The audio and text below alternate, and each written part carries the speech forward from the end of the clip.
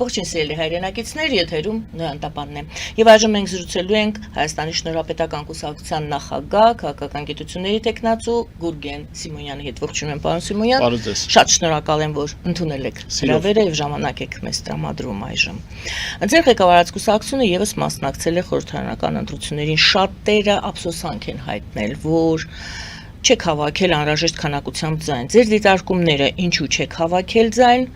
եւ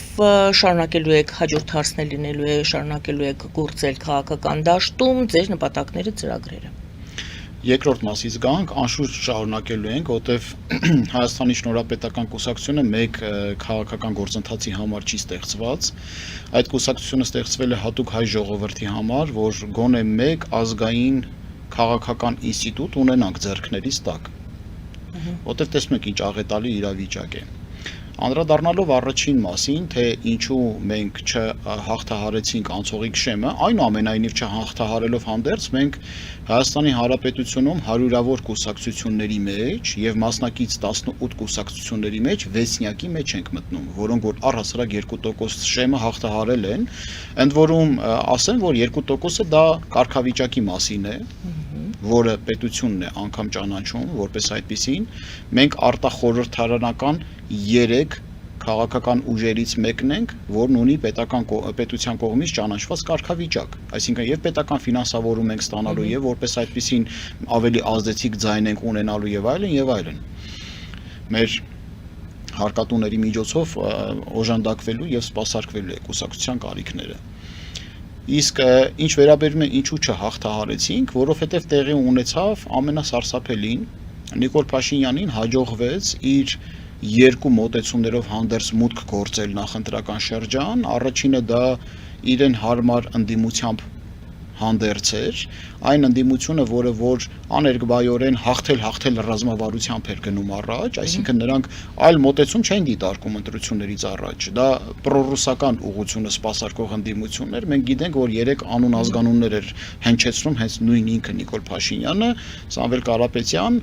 Ռոբերտ Քոչարյան եւ Գագիկ Ծառուկյան, այսինքն այդ 3 ուժերին անգամ էպիցետով օժտել էին 3 գլխանի վիշապ, այն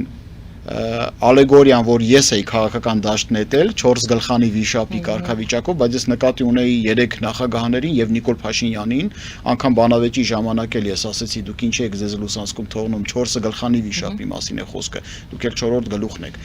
Այնուամենայնիվ նրանց խոսույթի համաձայն այդ 3 ֆիգուրներին, նրանց ներկայացած քաղաքական ուժերին ռուսական ուղղություններ, որ նշվում էր։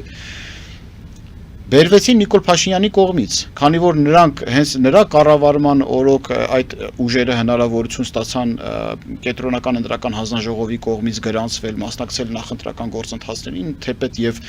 ասում էին, որ նրանք կոլաբորացիոնիստ են, անձնագրեր ունեն, հատուկ ծառայությունների հետ կապ ունեն եւ այլն, չգիտես ինչու թույլ տրվեց, Մոլդովայի ճանապարհով չընթացանք, այլ թույլ տրվեց նրանց գրանցվեն եւ մտնեն քաղաքական դաշտ։ Սա մեկ որ այդ հարահոս աղմուկի մեջ իրական այլընտրանքը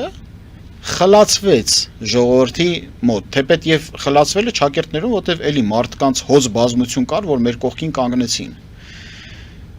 Եվ սա նաեւ դարձավ պատճառ, որ թե իշխանական ուղղությունը, թե այդ հրճակված ընդդիմություն կոչեցյալը թիրախավորեցին հենց մեր քաղաքական ուժը, իդեմս ինձ, զորնի բուն աշխատելով վարկանիշի ցած բերելու գործընթացում, զորնի բուն աշխատելու, մենք փաստեր ունենք, թե որ ուժը, թե ինչ մեթոդներով, թե ինչ բլոգերների ֆինանսական միջոցներով վարձատրելով, թե ինչ լրատվականներ ուղակի աղմուկ աղաղակ բարձրացնելով, նույն այն օրինական այդ 7.5 միլիոնի պատմությունը, որ Factor TV-ի միջոցով շրջանառության մեջ գցեցին, ժողովրդի մոտ ինչ-որ նստված կարող է թողնել առանց երկար բարակ մտածելով, որ դրանք թափանցիկ փողեր են եւ հակակոռուպցիոն եւ հարկային մարմինները տեղեկացված են եւ այդ ստուգումները գնացել են։ Մենք այդ նամակագրությունը կա եւ այլն օրենքով սահմանված ամբողջ այդ փաթեթը ապահովված է, որևէ խնդիր չունենք, բայց միևնույնն է աղմուկ է, չէ, որտեղ եթե թիվ ես գրում, անուն ազգանուն ես հրապարակում, դեմքն ես ցույց տալիս, մարդկանց մոտ sense թեև կասկած առաջանում, լավ, դա կարող է ինչ-որ մի ոչ մաքուր բան լինի։ Դրանք քաղաքական տեխնոլոգիաներ են, որ հզոր կապիտալ ունեցողները եւ պետական ներուժ ռեսուրս ունեցողները մեր դեմ կիրառեցին։ Փորձեցին արատավորել կուսակցության ցուցակի երկրորդ համարին պարոն Անտինյանին հերյուրանքներ տարածել, ինչ որ մանր ու միջին կալիբրի տարբեր գործիչներ ողջևորված, իրենց պատռեցին, չգիտես ինչու, սանձարձակի նման, ել չգիտեմ որ վաղ թե ուշ պատասխան են տալու ամեն ինչի համար։ Եվ այլն, այս ձնագնդին գնաց եւ որոշակի մի քանի տոկոս կարելի ասել ցած բերեցին մեր վարկանիշը։ Եվ երկրորդ կարևորագույն մոտեցումը Նիկոլ Փաշինյանի, բացի այդ ընդդիմություն կոչեցյալը, որ իրենք փաթեթավորեցին, նետեցին քաղաքական դաշտ, դա իրենց հարմար պատումների նետումներ քաղաքական օրակարգ, այսինքն եթե մեզ չընտրեք, կսկսվի պատերազմ։ Եթե սահմանադրական մեծամասնություն չհավաքենք, ապա սեպտեմբերին ակնկալեք պատերազմ։ Երկու մոտեցումն էլ Նիկոլ Փաշինյանի կողմից առաջ նետված ստեղծեց այդ ֆանտոմային իրականությունը, որը իրականում գոյություն չուներ, բայց ռեսուրսների ահռելի չափաբաժին ներմուծելու շնորհիվ մարդկանց մոտ ձևավորեցին կեղծ ընտրանք։ Եվ իրական այլընտրանքը լինելով ընդամենը 1 տարեկան, կարողացավ իր ուժերի, սահմանափակ ուժերի սահմաններում այսքան լուրջ արդյունք արձանագրել, թեպետ եւ չանցանք խորհրդարան։ Ընդ որում սա շատ լուրջ արդյունք է եւ որոշակի իրենց պատրողներ կան, որ ասում են մեր գաղափարներն են, այս է, այն է, իրանք երբևիցե ի բնե այդքան քաղաքական պոտենցիալ եւ կապիտալ չեն ունեցել։ Այնպես որ թող ամեն մեկ իր քաշը հասկանա, ճանաչի եւ հանգիստ նստի իր տեղը։ Սա շատ կարևոր է, որտեղ նախկինում երբ որ պարզապես կուսակցության հիմնադիր նախագահ Գուրգեն Սիմոնյանն էր ասում, որ ես ձեր խոնարհ ծառան, որ մեր օժանդակության չափաբաժինը լուրջ է եւ այլն, շատերը կարող են ասել, որ հա դե ինքն իր պրիզմայի տակով է նայում, իր ակնոցներով է նայում, ոչ օբյեկտիվ նկարագրություններ է տալիս, որտեղ իր մաշկից դուրս չի կարողանում դատի, բայց հիմա արդեն առերևույթ կա, որ Հայաստանի Շնորհապետական կուսակցությունը լինելով ընդամենը մեկամյա քաղաքական ուժ, այսքան պոտենցիալ ունի, խոստումնալից պոտենցիալ ունի եւ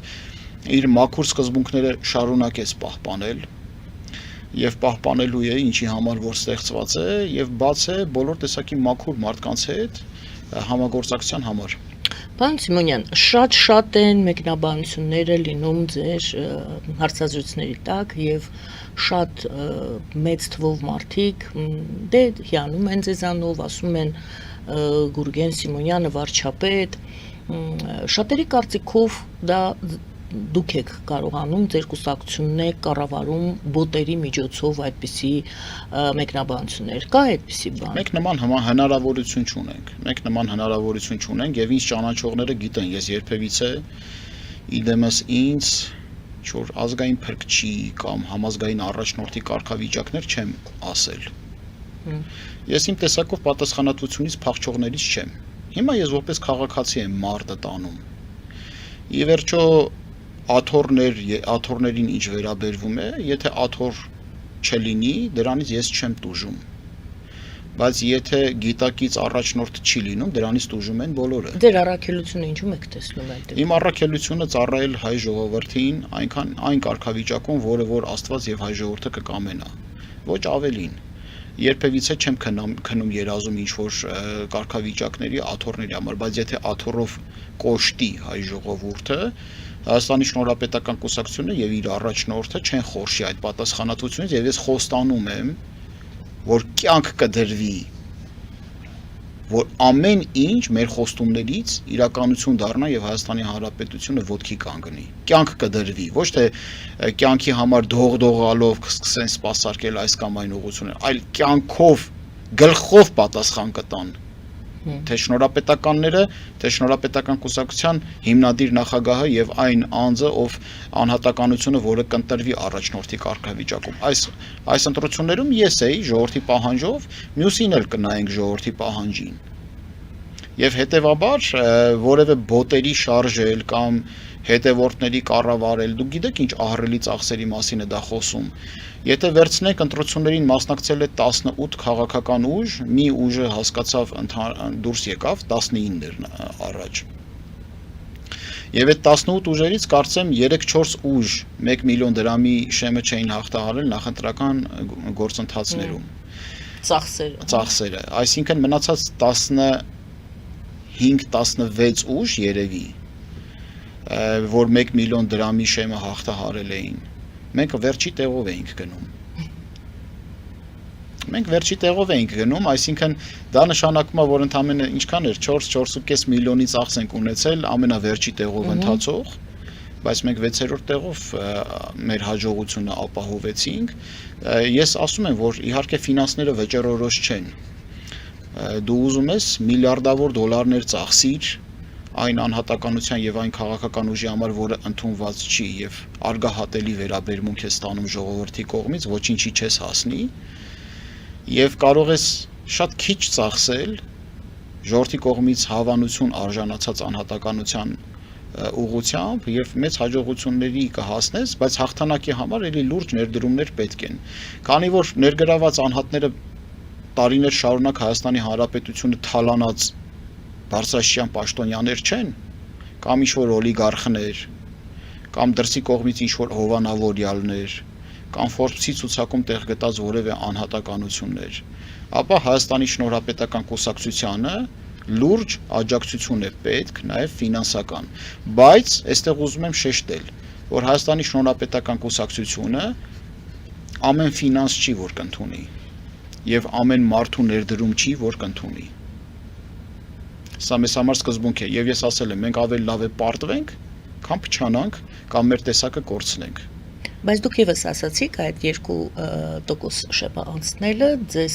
այդ արտոնությունը տալիս է ստանալ պետական ֆինանսավորում։ Գոյություն ունենալու համար դա ահռելի գումարների մասին չի խոսքը։ Այստեղ հարցը հետեւյալն է. դուք վերցնելու եք այդ ֆինանսը, այդ ֆինանսը չի կաշկանդի ձեր քաղաքական ուժի։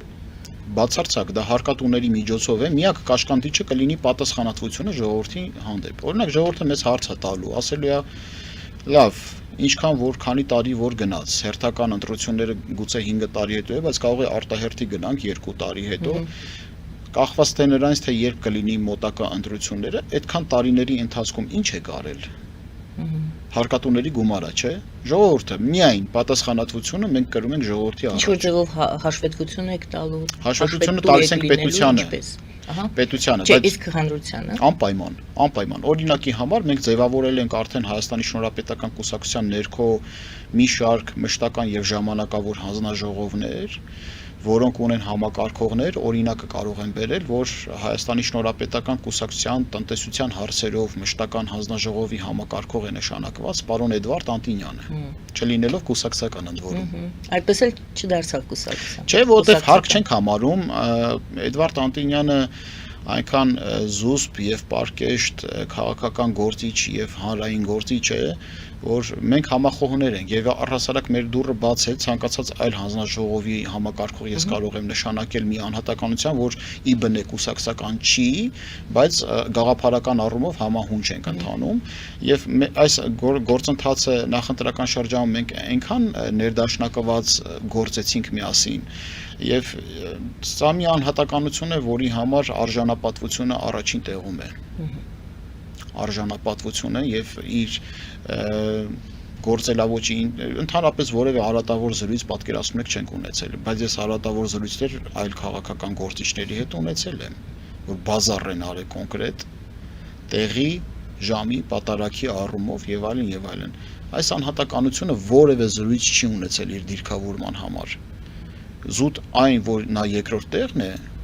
մեր քաղաքորդի որոշմամբ է։ Մեր ժեստն է։ Երբևիցե զրույց չի եղել, պատկերացնում եք, անգամ ցուցակներում ներգրավվելու։ Հիմնական խնդիրները լինում են հենց այդտեղ, ցուցակում երկրորդ տեղը, երրորդ։ Եկել է ասել է, որ ես անհատականություն եմ, որը որ համապատասխան տարիք ունի, փորձ ունի, իդեմս ինձ գնալը համարել եմ ժամանակավրեպ, եկել եմ կանգնեմ ձեր կողքը, օգնեմ ինչով որ կարող եմ։ Նման մարդիկ շատ կան։ Չէ։ Եղել են խոսակցություններ, դե բոլորի մասին պատմում են, խոսում են, որ դուք շատերի առաջ, չեմ ասում դուռն եք փակում, բայց չեք թույլ տալիս, որ շատ մոտենան ձեզ։ Ամենայն հարգանքով բոլորի նկատմամբ,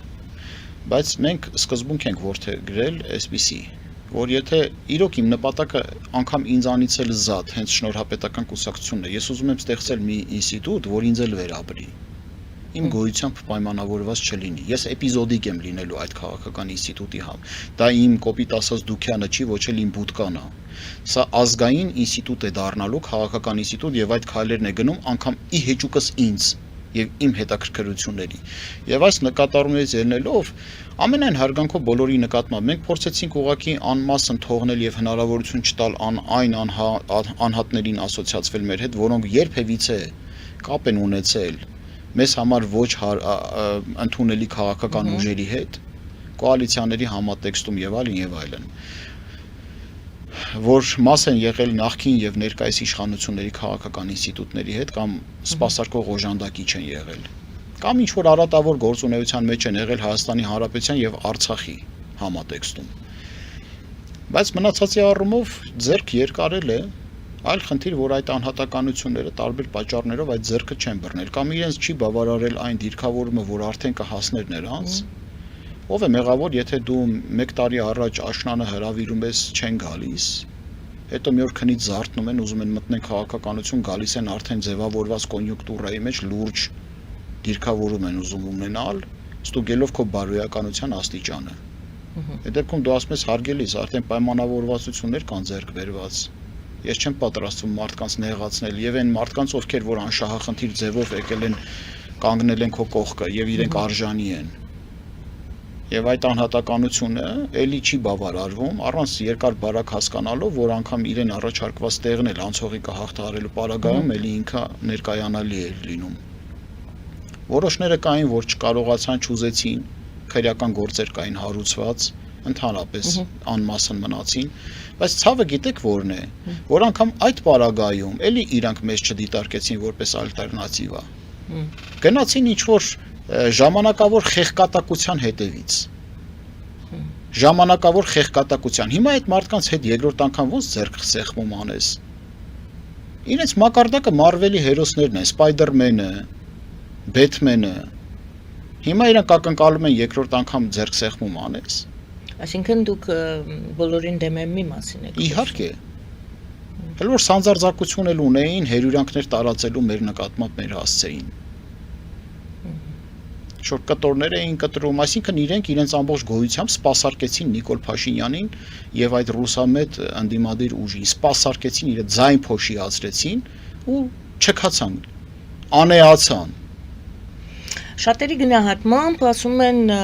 պարոն Սիմոնյանը, Գուրգեն Սիմոնյանը իրեն վեր է դասում բոլորից։ Ես որևէ մեկից ինձ չեմ գերադասում, ես սովորական մարդ եմ, իմ երակներում կարմիր արյուն է հոսում, եւ եթե ես ինձ որևէ մեկից վեր դասեի, ես չէի գնա կենաց մահու պայքարի։ Կասեի թող գնան, ով կզոհվի, ով չէ։ Զգուշավոր եք։ Ինչ առումով։ Իհարկե զգուշավոր եմ։ Այս ճանապարհը անցնելուց, այդ ձերք մեկնածների, դուրը թակածների։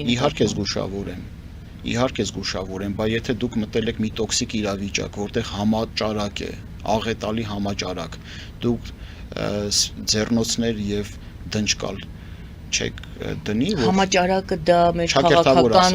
դաշտն է, քաղաքական կյանքն է ներքին։ Այո, գայան է, որովհետև մենք Ռուսաստանի Դաշնությունից խորհրդային միությունից ազատագրվելուց հետո, եթե կարելի է դա այդպես ասել, որտեղ մենք ոչինչ չարեցինք օբյեկտիվորեն ազատագրվելու, ուղղակի նա քանդվում էր, մենք մնացինք փլատակների տակ։ Մեր 100-ամյա խնդիրը շարակաց։ Այդպես էլ լիարժեքորեն չկարողացանք դուրս պրծնել Ռուսաստանից։ Խորհրդային միության փլատակների տակ հայտնվելուց հետո մենք չկարողացանք դուրս պրծնել Ռուսաստանի ազդեցությունից եւ այստեղի քաղաքական դաշտը մեծապես պայմանավորված է ռուսական կամքով։ Եվ այն աշխարհաքաղաքական իրողություններով, որ հիմա Ռուսաստանը օբյեկտիվորեն թուլացել է եւ չի կարողանում սկրուպուլոզ, մանրակրկիտ, մանրազնին ուշադրություն դարձնի ծայրագավառների տիրույթներին, հնարավորություն է ստեղծվում քաղաքանդրությանը ձևավորել ազգային քաղաքական ինստիտուտներ։ Դուք պատկերացնում եք, եթե նրանք ամբողջ թափով ներգրաված լինեին, մեզ հետ ինչ կարող էր պատահել։ Եվ այս առումով, երբ որ դու մուտք ես գործել այդ տոքսիկ իրավիճակ, դու պետքա շատ զգույշ լինես։ Շատ զգույշ։ Եվ ես մի բան եմ ուզում, ես ուզում եմ համագործակցել հայ ժողովրդի հետ։ Ես ուզում եմ Ինչպես։ Դա գեղեցիկ է հնչում, բայց ինչպես։ Ես ճանապարհները ասել եմ, մենք համագործակցության հետևյալ մոտեցումները ունենք։ Կուսակցական դառնալու համատեքստ, որը մենք ուսումնասիրում ենք, նոր ենք հնարավորություն տալիս դառնալ կուսակցական, դռները չենք բացել լայնորեն։ Երկրորդ համակարգը մասնագիտական կապիտալի ներուժի մասը դառնալ, որտեղ ես հասկանում եմ, որ ապագայում եթե ճակատագիրը եւ Աստված եւ հայ ժողովուրդը կամեցավ, որ մենք հաղթենք եւ ղեկավարենք Հայաստանի Հանրապետությունը, ապա հիմնվել բացառապես կուսակցության կադրային կապիտալի վրա, դա ուղղակի տապալման տանող ճանապարհ է լինելու, որտեղ շատ տաղանդավոր մասնագետներ կան, որ շնորհապետական կուսակցությունից չեն, կամ առհասարակ քաղաքական դաշտում չեն, ինչա պետքա նրանց չդիտարկես։ Եթե առավել եւս եթե քո քաղաքական ուժի անունը մերիտոկրատիա է, շնորհապետություն, արժանիների իշխանություն, այդ արժանին հեն է, դե բեր։ Բայց այդ արժանի տեղը պետք է իմանանք, չէ։ Դուք եք որոշում ով է արժանի, ով չէ։ Ինչ սանդղակով է։ Կուսակցության մոտեցումներով մենք ունենք բարեվարկության եւ անաչառության հանձնաժողով։ Բարեվարկության եւ անաչառության հանձնաժողովը 3 մոտեցում է դիտարկում։ Առաջինը նրա մասնագիտական հնարավորություններ, որը որ մենք չենք որոշել։ Ստացվում է նրա մասնագիտական աճը կապված է տվյալ անհատից եւ այն ինստիտուտներից, որ նրան կարգավիճակ շնորհել են։ Երկրորդը նրա մարդ տեսակից, ելի մենք չենք որոշել։ Այն անհատականությունը ինչ կյանքով է ապրել, արդյոք վնաս հասցրել է Հայաստանի Հանրապետությանը եւ այն կենսագրություն, հարկային պատմություն, անցած ճանապարհ եւ այլն նրա նկատմամբ արձագանքներ։ Այդ հարկային պատմությունն է շատ հետաքրքիր։ Դրա վրա էլ եք ուշադրում։ Եվ երրորդ ճանապարհը ոնց ինչպես ենք գնահատում, թե նա ինչ անուղղակի կապեր ունի եւ ում հետ։ Այս 3 մոտեցումները հնարավորություն են տալիս քեզ հասկանալ, նա արժանի է թե ոչ։ Բայց արժանի լինելը դեռ չի նշանակում լինել մերիտոկրատ, շնորհապետ։ Այսինքն դու կարող ես այդ արժանինքներով անհատականությանը բերես, դնես, ենթադրենք ինչ-որ մի գերատեսչության ղեկավարի պաշտոնին, բայց գերատեսչություն ղեկավարելը ռազմավարական մտայնության կոգնիտիվ գիտակցական հատկանիշներ պահանջող հանգամանք է եւ այդ մարդը ուղղակի իզորու չլինի ինչ իրավիճակներում կառավարել համակարգ։ Էլի դու ընդունում ես նրա արժանինքները, բայց փորձաշրջան անցնելուց հետո եթե արդյունք չի ապահովում, փոխարինվում է մեկ այլով։ Եվ իմ պրակտիկայի ընթացքում ես տեսել եմ, որ ինչ որ մի կազմակերպության ղեկավար, որը փայլուն չի տիրապետում խորությամբ տեսական գիտական հատվածը, բայց լավ վարչարարության շնորհիվ կարողացել է լավ կառավարել եւ հակառակը բերել են շատ ուժեղ այդ ոլորտի ներկայացուցիչի, որը վարչական կառավարչական հմտությունների բաց է ունեցել, չի կարողացել կառավարել այդ արդյունավետությամբ։ Հիմա դուք համարում եք, որ դուք եւ մեկը եւ մյուսը հատկությունները ունեք։ Ես համարում եմ, որ ես քաղաքացի եմ, որ 2026 թվականին իր ընտրությունը չգտնելու պատճառով կոչ արեց հայ ժողովրդին իր ծոցից ծնել ալտերնատիվաներ, հայ ժողովուրդը փոխադարձ կոչով հանդես եկավ, ասաց դե ստեղծեք, դուք մեր ծոցից եք դուրս եկել։ Ես իմ պայքարն եմ տանում եւ ես կատարելագործվելու միտված անհատականություն եմ եւ ես դժվարություններն հաղթահարելու միտված անհատականություն եմ եւ ունեմ ջիղ ճգնաժամային իրավիճակներում սթափ մտայնությունս պահպանելու եւ դա փորձված է պատերազմով։ Ընդ որում սա եւս մեկ հանգամանք, որ ես կիսատ մնաց, երբևիցե իմ կյանքը չէի վտանգի հանուն հայրենիքի եւ այլոց, եթե ես ինձ վեր դասեի ուրիշներից։ Ի վերջո,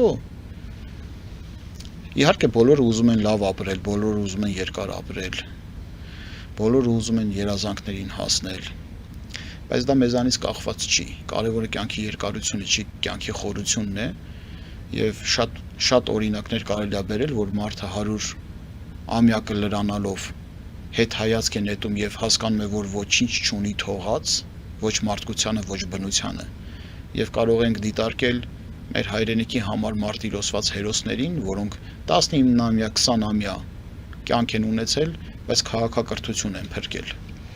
Ձեզ հետ հասցրեցին ծանոթանալ, հիմա մենք գովազդ ենք հայտարարելու եթերում, ես հարցը հնչեցնեմ, այնուհետև գովազդից հետո շարունակենք։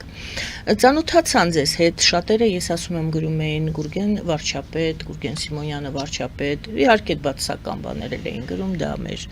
առօրյա կյանքում մենք շատ ծանոթ է մեզ համար, բայց կար մեկ դիտարկում, որը ինձ հետաքրքրեց, ասաց այս քաղաքական ուժը ական է պրոռուսական խորհրդարանի համար, այսինքն դուք չհավաքեցիք անհրաժեշտ ձայներ, որպեսզի մտնեք խորհրդարան, բայց հույս ձեզ հետ, կարծես թե կապում են մարդիկ, հույս այդ ական ասելով բացական չէր գնահատականը, հակառակ, շատ ճիշտ եմ բնութագրել, տեսա, որ հույս էր։ Ինչպես եք դուք պատկերացնում, եթե հասարակության մեջ կա արդեն այդ գիտակցումը, որ ական է, այդ նույն գիտակցումը կլինի եւ երևի թե նույն խորհրդարան անցած քաղաքական ուժերին։ Նրանք դուք ասում եք, որ նախընտրական շրջանում ռեյտինգը իջացնելու ուղղությամբ շատ գործեր են գործել։ Թե ձեզ չեն նկատելու չեն նկատելու ձեզ։ Խոսենք Գովազդից հետո։ Գովազդը եթերում, սիրելի բարեկամներ, մնացեք մեզ հետ։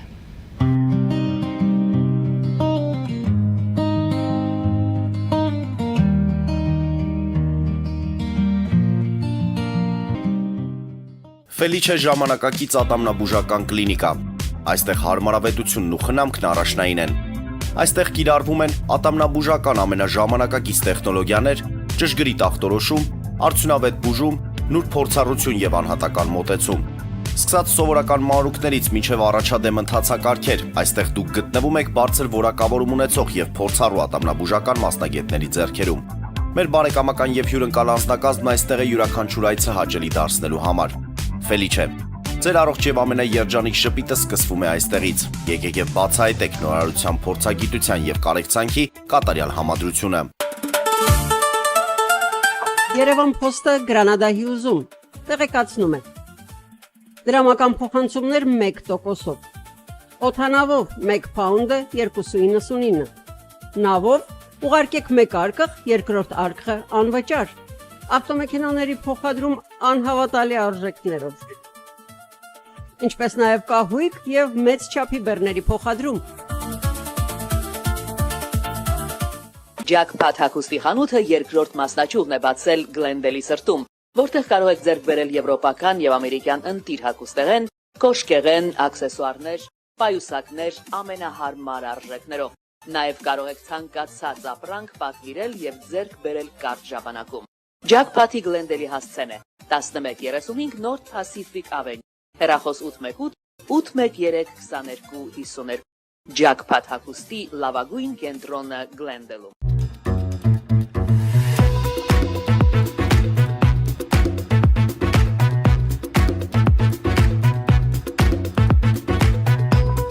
Արարատ ռեստորան, ընտանեկան եւ ընկերական ժամանցի լավագույն հասցե, սիրված արտիստներ, հյուրընկալ մթնոլորտ, հարուստ ճաշացան, անմահական խորտիկներ, Արարատ ռեստորան, հասցեն անփոփոխ, սիրով սպասում ենք ձեզ։ Լավագույն պաղպաղակ, բնական, համեղ եւ մատչելի գներով պաղպաղակը կարող եք ձեռք բերել բոլոր հայկական խանութներում։ Պահանջեք հայկական պաղպաղակ, Թամարա պաղպաղակ։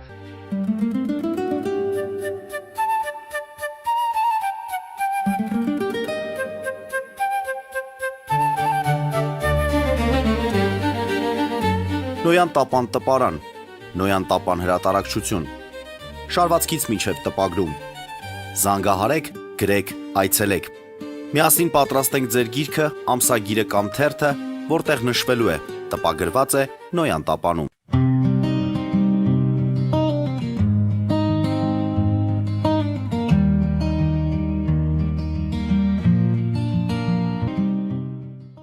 Սիրելի բարեկամներ, հիշեցնեմ, որ մենք զրուցում ենք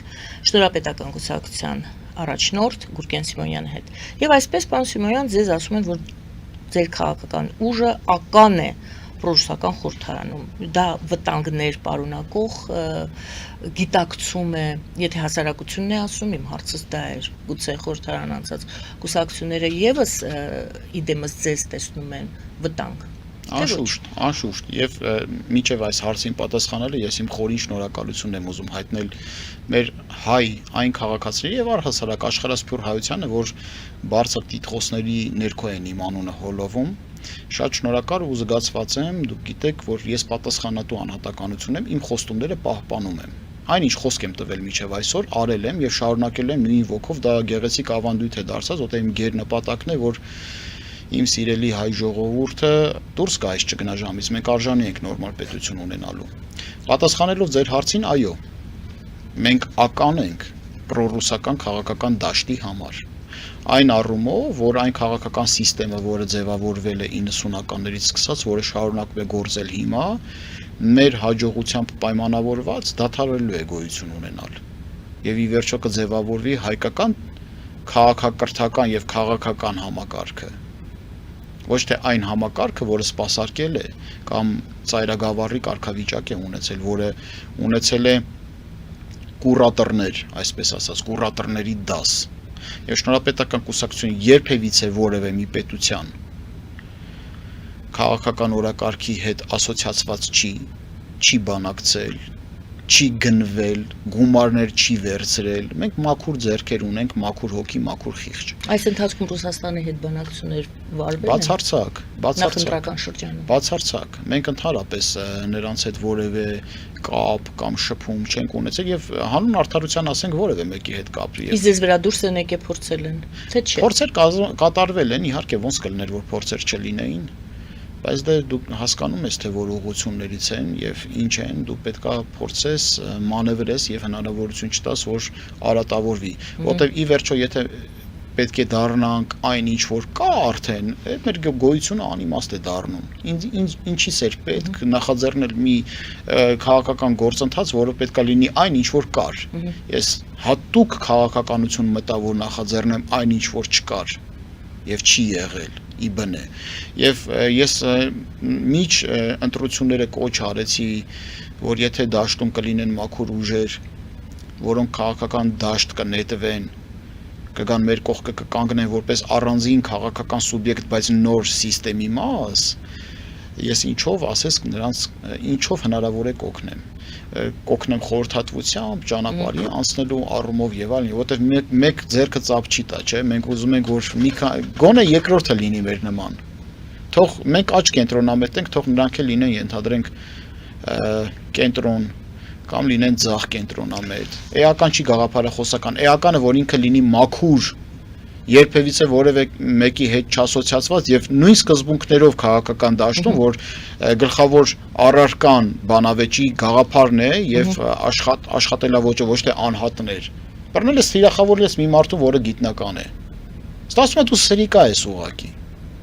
Գնա խոսա կոռումպացվածների մասին, թալանչիների մասին, հանցագործների մասին, խոսում ես մի մարդու մասին, որը գիտությունից եկել է, երբևիցե որևէ արատավոր բաների մեջ չի եղել, երկիր չի ավերել,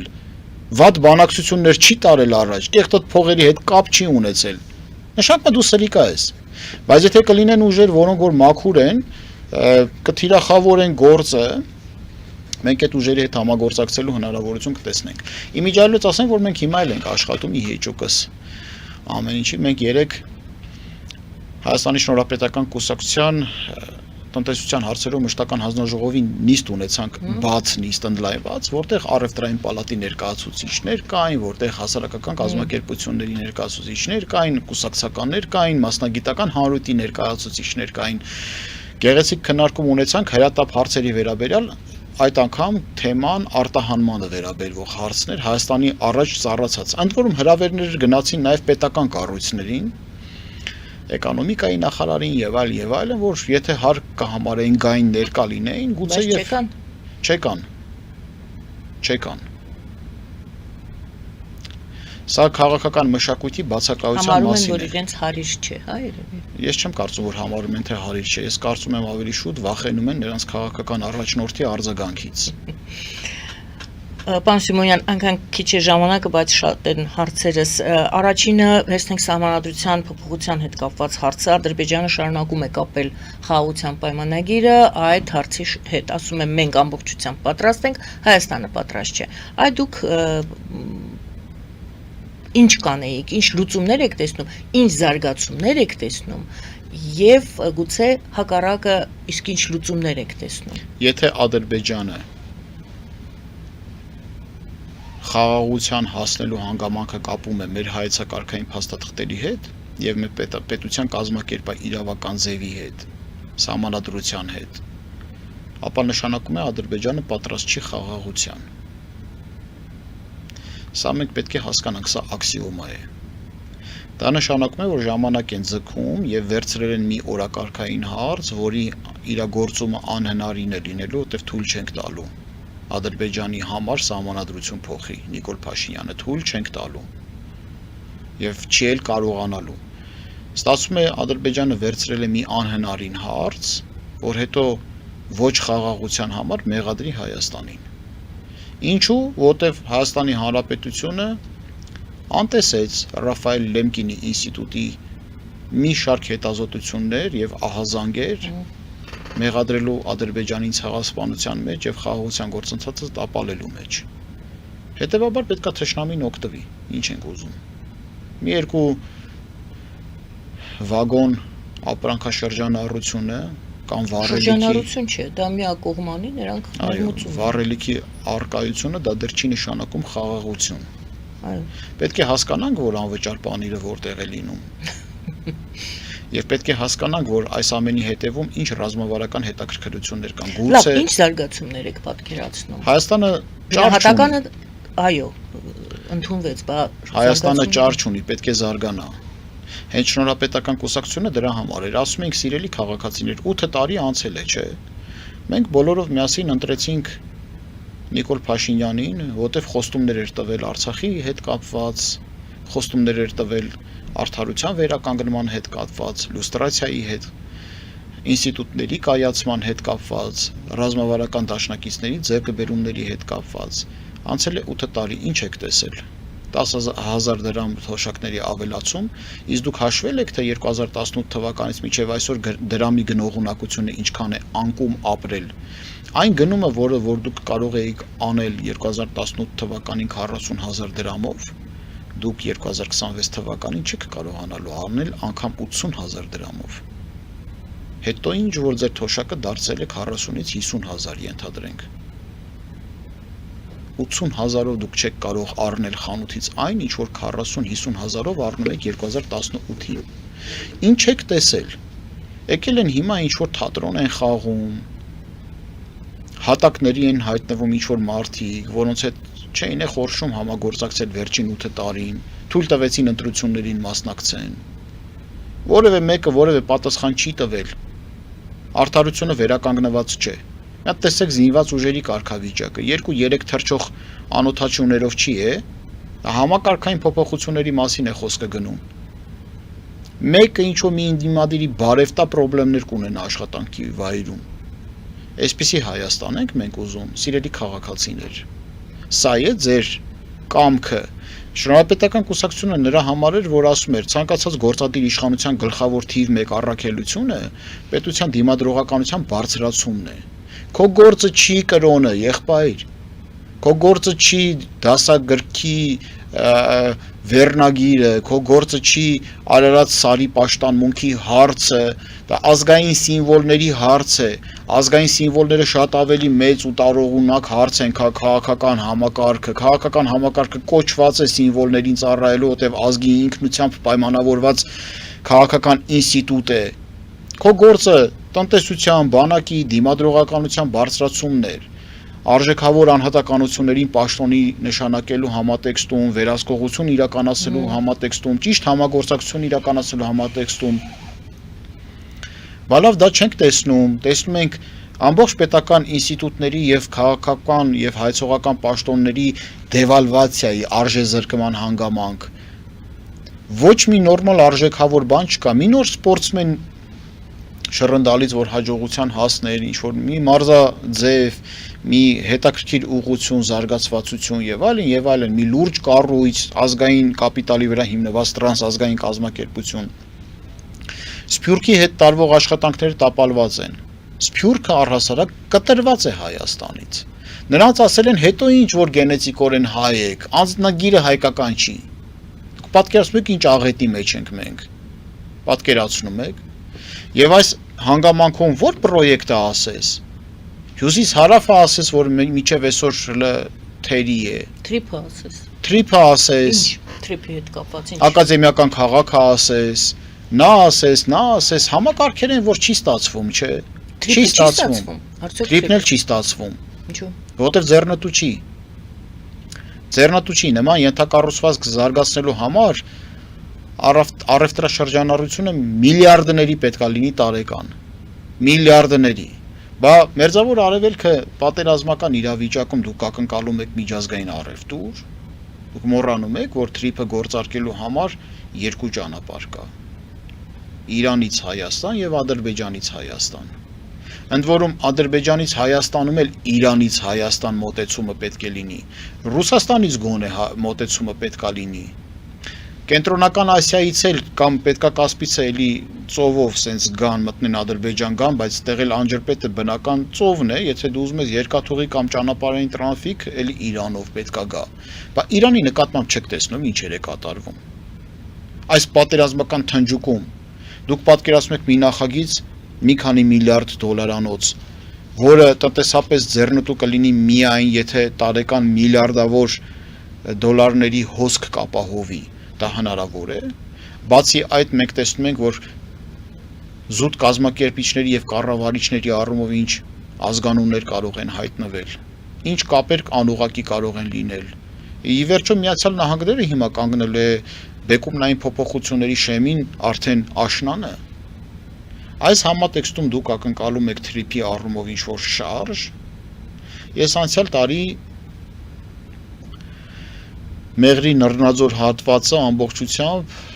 երթևեկելի այդ գոտիով անցա։ Անկամ ասֆալտապատ ճանապարհ չկա, ինչ երկաթուղու մասին կարող է խոսքը գնալ։ Այս տարի էլ ենք գնացել Մեղրի ագարակ։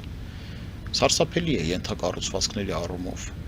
Սարսափելի է։ Հիմա սիրելի ժողովուրդ, բա դուք չեք տեսնում, ինչքան կարելի է օդով սնվել։ Օդով սնվելու պարագայում մի օր քաղցից կմահանա մարդ։ Հիմա խոստումներով չես կարա երկիր զարգացնես։ Ինչքան կարելի է խոստումներին ապավինել։ Խոստումների վրա միայն ապավինելով մի օր կմահանա երկիրը։ Ինչ ուժեղ դիրքեր ունի այս պահին Հայաստանը։ Հայաստանը ուժեղ դիրք ունի զուտ այն առումով, որ միջազգային գլոբալ եւ տարածաշրջանային համատեքստում հավասարակշռություն դեռ կա, բայց դա մեզանից կախված չի։ Մենք չգիտենք այդ հավասարակշռությունը ինչքան կաշխատի։ Օրինակ նախկին անվտանգային ճարտարապետության հավասարակշռիչը աշխատեց 94 թվականից մինչև 2016 թվականը։ Հետո արդեն ցնցումն եղավ, պիտի հասկացողը հասկանար ինչա տեղի ունենում։ Հասկացավ, ուրիշ լուծում տվեց։ Տեսանք ինչ լուծում տվեց։ Հիմա էլ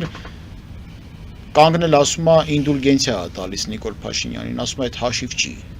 Մի անգամ արտահերթ է եղել, նենց որ երկու անգամ չի ընտրվել, հաշիվ չի։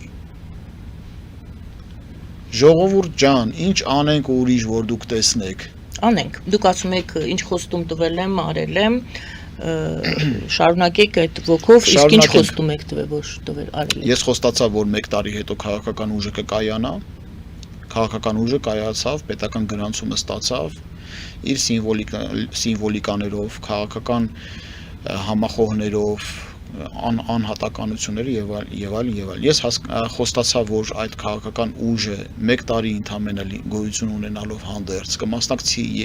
Հայաստանի Հանրապետության թիվ 1 քաղաքական գործընթացին, մենք մասնակցեցինք Հայաստանի Հանրապետության թիվ 1 քաղաքական գործընթացին եւ հարյուրավոր կուսակցությունների մեջ 6 կուսակցություններից մեկն ենք։ Այսինքն 6 քաղաքական ուժ կարող ենք առանձնացնել հարյուրավորների մեջ, մենք դրանցից մեկն ենք։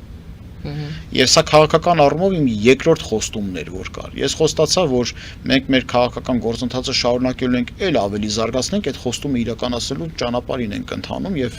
ամեն ինչ դեռ առջևում է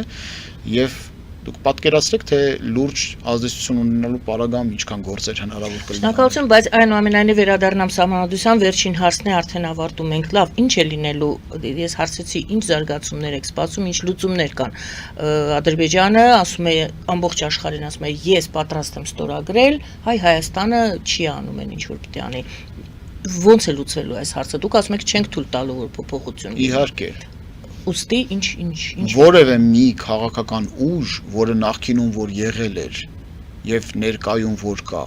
եւ նրանց սպասարկող արբանյակ քաղաքական գործիչներ եւ ուժեր բարոյական իրավունք չունեն սահմանադրական փոփոխությունների մասին խոսելու։ Չխոսեցին, սահմանադրությանը ասեց ոչ, նոր սահմանադրությանը հասարակությունը ասեց ոչ։ Այդ դեպքում նշանակում է, որ Հայաստանը փրկվելու շանս ունի։